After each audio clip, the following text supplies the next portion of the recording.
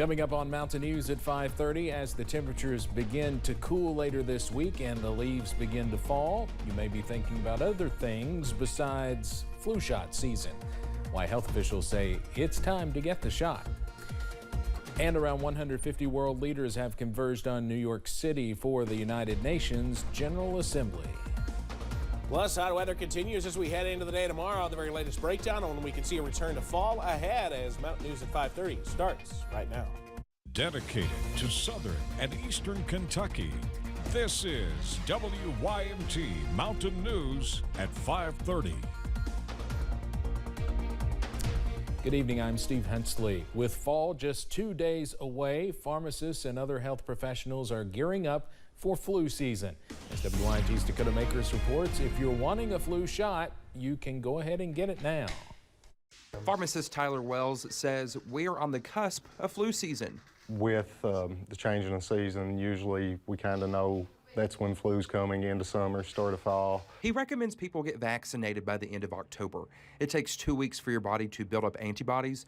Last year, Hometown Pharmacy of Hazard administered 50 flu vaccines. Overall, though, it was a fairly effective year for the flu vaccine. They've not released the exact numbers yet. I think previous year was 29% effectiveness. Kentucky River District Health Department Public Health Director Scott Lockard says if you get the flu shot but you still get the flu, that means you could have gotten a less dominant strand of the virus. For the vaccine, as we have seen, it may protect us from getting the flu, or if we do get the flu, it may cause it to be much less severe illness than what normally would have occurred. Lockard says they expect to see more flu cases this year as we move away from our COVID practices like wearing masks.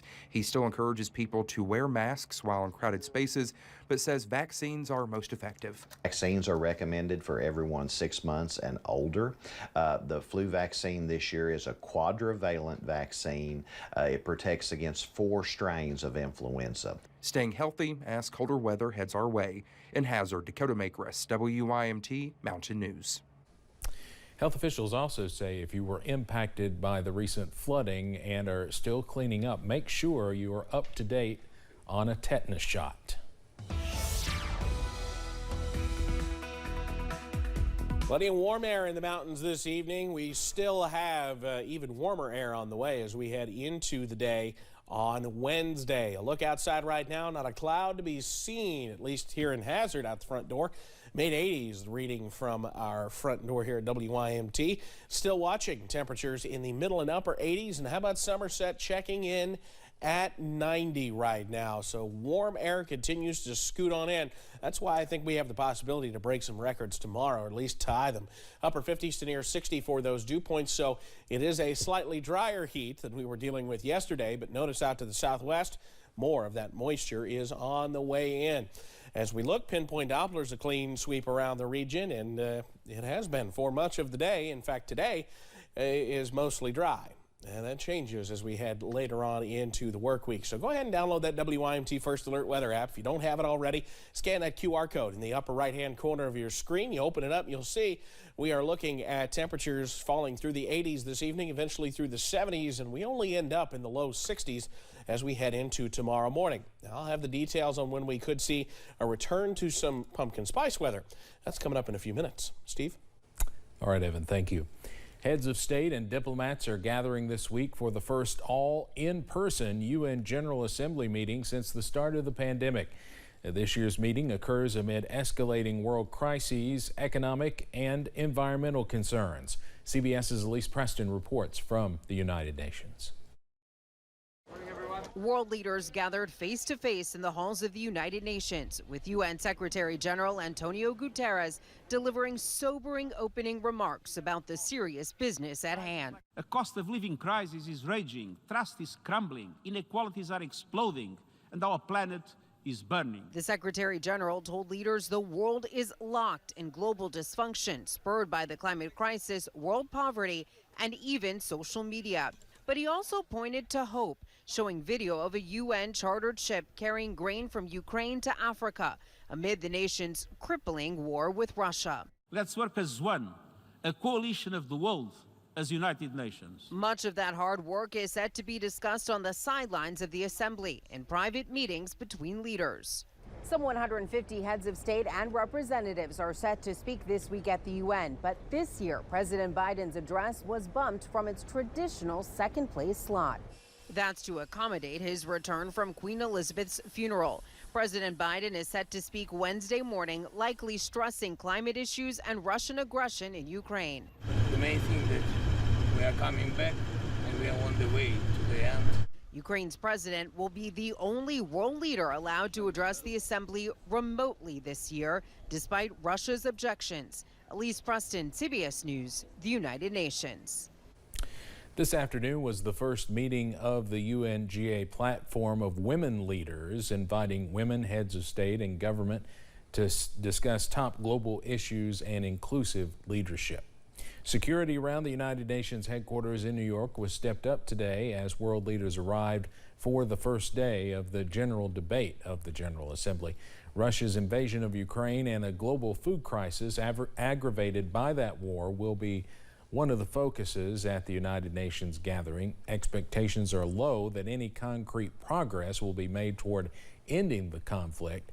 The United States is due to co-host a food security summit with the European Union and the African Union on the sidelines of the UN gathering, along with the COVID-19 Global Action Plan ministerial meeting and a replenishment conference for the Global Fund to fight AIDS, tuberculosis, and malaria.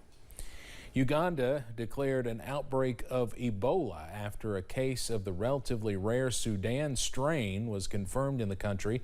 That's according to the World Health Organization today. The WHO's Africa office said in a statement the case was confirmed after testing a sample from a 24-year-old man in the country's Mubende district.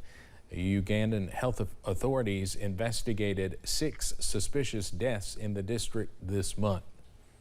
The Chinese government issued draft regulations Monday that aim to bolster tourism along its border and make it easier for some foreigners to enter China. China has shut its borders to foreign tourists since the COVID-19 pandemic began in 2020, only allowing certain groups of foreign nationals to enter the country, such as those holding valid visas. Under the new draft policy, foreign tourists will be allowed to visit China's border tourism sites only in tour groups. The policy did not specify whether those entering would still have to undergo China's quarantine requirements for incoming travelers. We have an update on the dozens of migrants flown to Marthas Vineyard and questions on how they got there. A sheriff in Texas has opened a criminal investigation into how they were lured onto planes, allegedly under false pretenses. Meanwhile, there's a serious situation unfolding along the southern border. The number of apprehensions of undocumented immigrants is above 2 million this year for the first time. At this pace, we are on track to shatter previous annual records. CBS's Manuel Bajorquez is in the border city of El Paso, Texas. For many migrants seeking asylum in the U.S., this is their first stop, a Greyhound bus station in El Paso, Texas. The U.S. Border Patrol says more than 1,000 migrants are crossing this area each day. Many are being released here. That's where volunteer Juliana Esparza Loya pulls in with her minivan loaded with supplies. She sets up her table and starts handing out essentials like backpacks, shoes, and clothes for children and adults who often arrive with only the clothes on their backs. She told us she grew up in El Paso with very little, and she identifies with the migrant struggles. For her, this issue has little to do with politics. You vote for Republican or Democrat, it's still not changing. The problem is still here. How could people live out here for 4 or 5 days? They had to rely on good-hearted people to come and give their 3-month-old a blanket and a tent, and it shouldn't be that way. Now, the city of El Paso has set up this migrant welcome center where they provide Wi-Fi to contact their sponsor families, food, shelter, and most importantly, transportation to their next stop. You're getting an average of 400 people a day? Yes, sir. Right. That's a lot. That's going to be increasing shortly. So you don't see this slowing down at this point? At this point, we're just managing the numbers that they come in. The asylum seekers here are mostly from Venezuela, Nicaragua, and Cuba, countries with no diplomatic ties to the U.S. and therefore no quick way to deport them. Marielba Atencio and her 3-year-old son are trying to get to relatives in New York after fleeing what she describes as life or death situations in Venezuela. ¿Fue cosa de vida y muerte para ustedes? It's a life and death thing? Because you can get sick and there's no medicine. Se enferma uno. Some here see the next step of their voyage laid out for the first time. And you're looking how far it is to get to New York. Quiere ir a Nueva York.